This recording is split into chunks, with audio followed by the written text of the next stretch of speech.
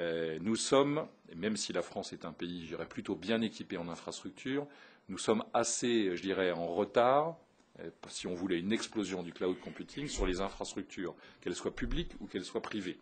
Les technologies existent, la bande passante existe, mais il va y avoir de très très lourds investissements, je dirais, à consentir, que ce soit par la force publique ou par les offreurs de services, ou je dirais par des entreprises privées. Et puis il y aura certainement des nouveaux entrants sur ce créneau. Vous voulez dire qu'aujourd'hui l'offre en matière de logiciels, par exemple, en mode cloud, en mode donc décentralisé, n'est pas encore très très structurée sur le marché français? Elle n'est pas encore vraiment structurée.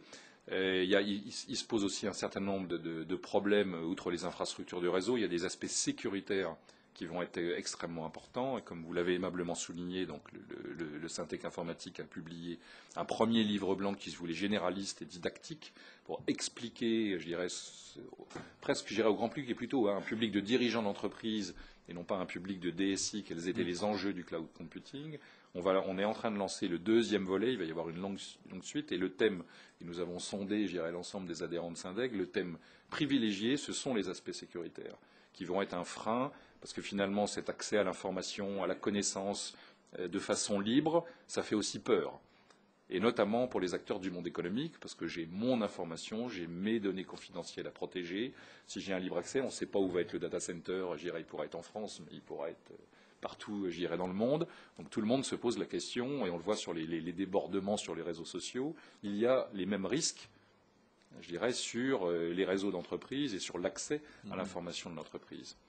Et puis, on utilise tous, et de plus en plus, des applications très différentes. On utilise des ERP, mais on utilise des messageries. Donc, quelles applications pourront être mises, je dirais, avec succès sur le cloud, sur ce fameux nuage, et quelles applications ne pourront pas être mises?